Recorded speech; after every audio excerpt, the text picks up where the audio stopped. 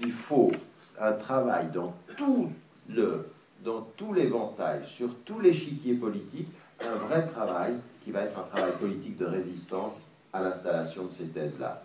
Le simplisme, l'émotionnel, la pensée victimaire, et puis le rapport de cette colonisation et de ce nationalisme qui se fait. Nous, on doit réagir à ça. Donc, si maintenant vous comprenez l'instrumentalisation politique des partis populistes, qu'est-ce qu'ils vont faire? Ils vont utiliser les médias pour ça. Alors, récemment, à la télévision suisse, d'ailleurs je crois que c'est même passé chez vous, un des responsables du parti explique comment ils s'y prennent médiatiquement. En fait, pour pouvoir attirer le sentiment, développer la thèse simpliste, faire comprendre aux gens qui sont des victimes, donc vous avez bien compris, le sentiment, la victimisation est la pensée binaire, on est d'accord? La pensée simpliste. Sentiment, pensée binaire, et vous êtes des victimes. Qu'est-ce qu'ils font? Ils vont utiliser les médias pour ça. Et ça, c'est du travail. Il y en a un qui dit, vous vous souvenez de Benetton? Les affiches de Benetton. Les affiches de Benetton, c'était des affiches qui jouaient sur le... C'était apparemment scandaleux et finalement très intéressant parce qu'on en parlait. C'était juste ce qu'il fallait de scandaleux pour qu'on en parle partout. Vous savez, nous on le sait, quand vous écrivez des livres, le pire pour un livre, c'est qu'on n'en parle pas. Mais si on en fait du mauvais, mauvaise publicité, c'est de la publicité quand même. Chaque fois qu'on parle, c'est bien pour ce dont on parle, même si on en parle mal, parce que ça crée de l'intérêt. Mais nous on le sait, on l'a vécu. Après le 11 septembre, tout ce qui s'est dit de mal sur l'islam a fait que énormément de gens se sont intéressés à l'islam. Mauvaise publicité, bonnes attitudes parfois. Nous on sait, peut-être que vous détestez quelque chose, puis il y a du bien. Oui. Donc nous, quelqu'un qui n'arrête pas de nous attaquer, il dit vas-y, continue. Ça va peut-être intéresser le voisin. Bon, ça va dans l'allée, quoi, dans l'immeuble. Mais quand c'est les médias, ben là, il faut se poser des questions. Alors, qu'est-ce qu'ils font? Il nous dit, ce monsieur, il nous dit, nous, on travaille comme Benetton, comme l'agence de relations publiques. En fait, on fait une affiche. Cette affiche, elle est agressive, elle est choquante. Parce qu'elle choque, les médias en parlent, elle tourne l'attention, et sur le fait que les gens qui ont peur ont leur attention braquée sur l'affiche, nous, on vient avec notre discours. Simpliste, c'est blanc et noir. Donc, vous avez dans mon pays une affiche, 2 moutons blancs qui frappent un mouton noir. C'est choquant, c'est du racisme. Ou alors, une photo prise de dos, des musulmans en train de prier. Hein? Ils ont la tête sur le sol, et le titre c'est « Penser avec la tête ». C'est grave. Et ça marche. Ça marche. C'est-à-dire, ça fait que le premier parti eux-mêmes étaient surpris que l'initiative contre les minarets marche. Marine Le Pen participe à une émission, tout à coup elle est exposée, elle sort de l'émission, 3 jours plus tard, quelque chose d'assez grave, mais elle touche le sentiment populaire réel. Les musulmans qui prient dans la rue, c'est comme l'occupation nazie. Vous écoutez ça, et tout le monde dit c'est grave, mais en fait elle envoie des messages. Si les musulmans qui prient dans la rue, c'est comme l'occupation nazie, c'est qu'un musulman, c'est pas un Français. C'est pas vraiment un Français. Il occupe. Que l'islam, c'est pas une religion française. Elle occupe le terrain. D'accord? Et que, comme c'est pas français, et comme c'est une occupation, en fait, nous sommes en train d'être colonisés, nous sommes des victimes. Donc, 2 messages simples. Eux, c'est pas nous. 2, nous sommes en danger à cause d'eux. Victime, sentiment binaire, très simple, et la peur, on l'utilise. Et ça marche. En 2 jours, dans tous les médias. Moi, je ne sais pas, le lendemain de ça, de mon bureau à Londres et mon bureau à Paris, une dizaine de téléphones. Réagissez. Et vous êtes là, vous dites, mais si je ne réagis pas, c'est pas bon. Mais si je réagis, je fais son... C'est ce qu'elle veut.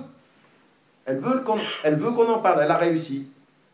Et là, vous avez des analyses qui disent le parti au pouvoir en danger à cause des déclarations de Marine Le Pen. Eux, ils voulaient aller sur son territoire. Elle est partie. Et hop, c'est elle qui est sur le territoire.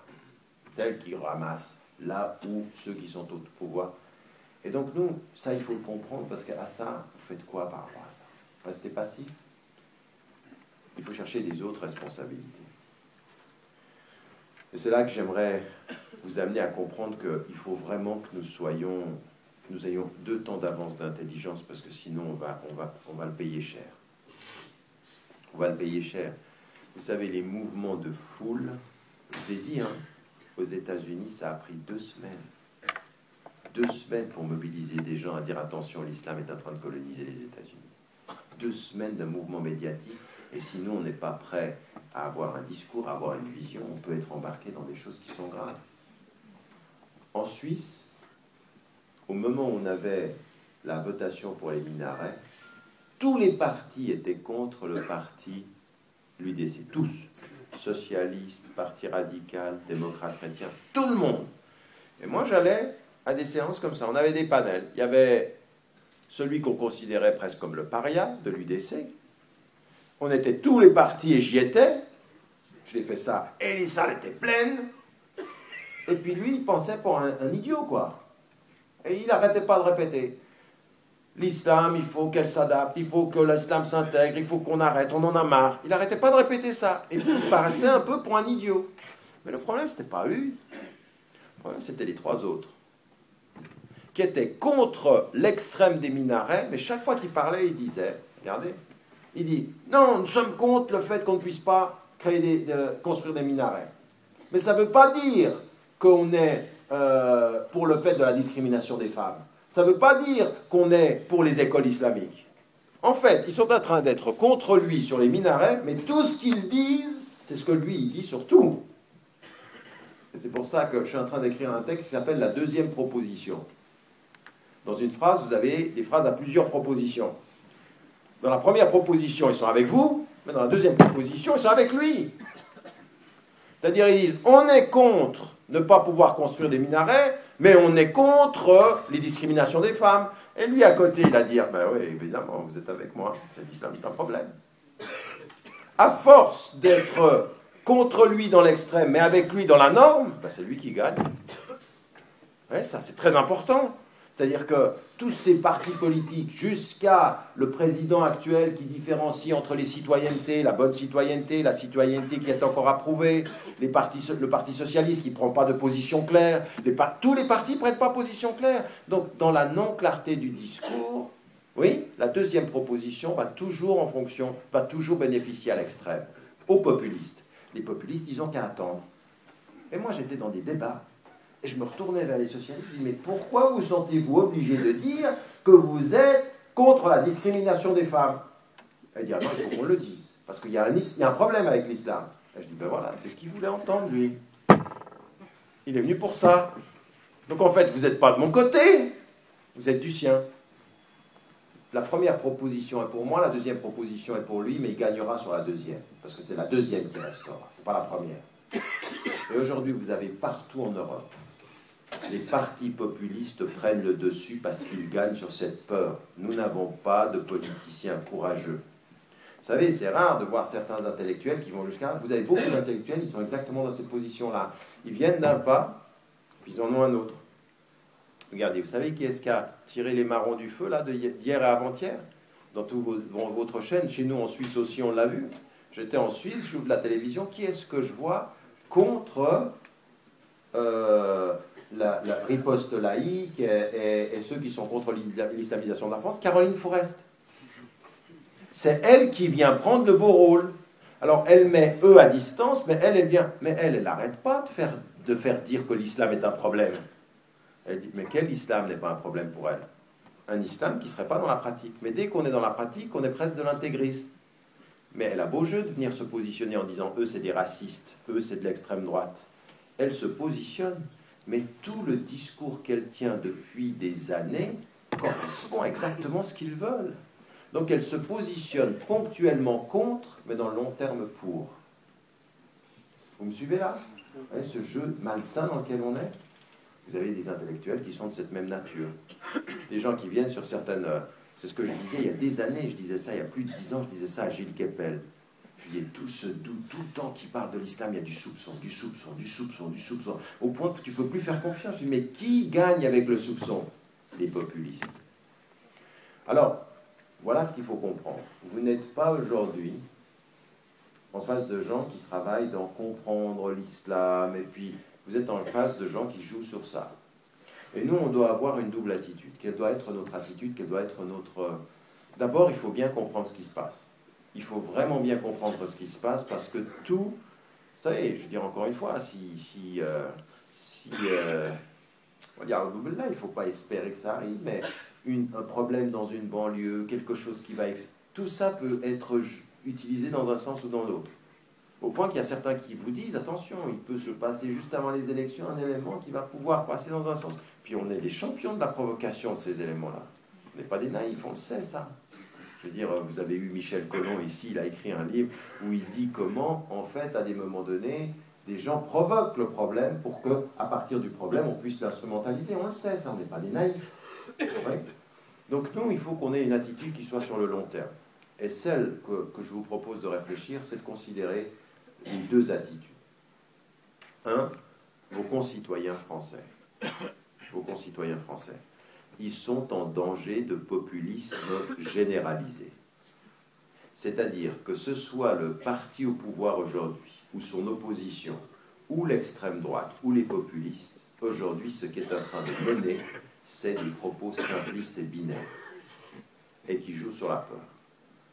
Il faut que vous soyez présents socialement, politiquement, et de plus en plus, il faut que vous vous fassiez entendre. Alors vous êtes ici dans une mosquée, on en a déjà parlé ici, mais il faut absolument que vos concitoyens se sentent plus confortés par votre présence. C'est-à-dire il faut leur parler, il faut leur montrer, il faut être des contributions. Alors je vais vous dire une chose, on ne fait pas assez, mais on fait de mieux en mieux. Il faut être très positif. Il faut vraiment être positif. Ce que je disais toujours, l'islam c'est la seule religion qui avance quand les musulmans reculent. Mais pourquoi je dis ça? C'est pas pour dire vous reculez, on fait rien, non. C'est-à-dire que c'est pas vous qui portez l'islam, c'est l'islam qui vous porte. Vous comprenez ce que je suis en train de dire? C'est-à-dire qu'à partir d'un certain moment, il faut vraiment être confiant. Il faut vraiment être confiant. C'est que si on fait notre travail, même si on le fait un peu mieux qu'on le fait maintenant. Un jour, on m'a dit, Fellag, il a une histoire qui fait rire et qui dit, les Arabes, en général, quand vous tombez le plus bas possible, à un moment donné, vous êtes tellement bas que vous remontez. Un de mes amis, qui est un imam à Genève, Cheikh Youssouf Ibrahim, il dit, vous savez, moi je suis très confiant, je suis très optimiste. Et les gens me disent, ah bon? Surtout, il venait de faire un discours, vraiment, on va pas bien, vous êtes... Puis à un moment donné, il s'arrête, on ne sait pas pourquoi, il dit, mais je suis très optimiste. Moi, vraiment, je suis optimiste. Puis il l'a bien vu, les gens, il l'a fait exprès. Les gens, ils le regardent et disent, parce qu'en fait, on est tombé tellement bas, on est tellement en bas, qu'on ne peut que remonter. Donc c'est son optimisme du bas, hein, l'optimisme de la vallée. Et à ce moment-là, on m'a raconté ensuite une autre histoire de Fellag, il dit, les Arabes, c'est les seuls que quand ils sont arrivés tout en bas, ben, ils commencent à creuser. Ça, c'est la réponse. Ça, c'est la réponse à Cheikh Ibrahim. D'accord? Il parlait surtout des Algériens, en fait. Enfin, bref.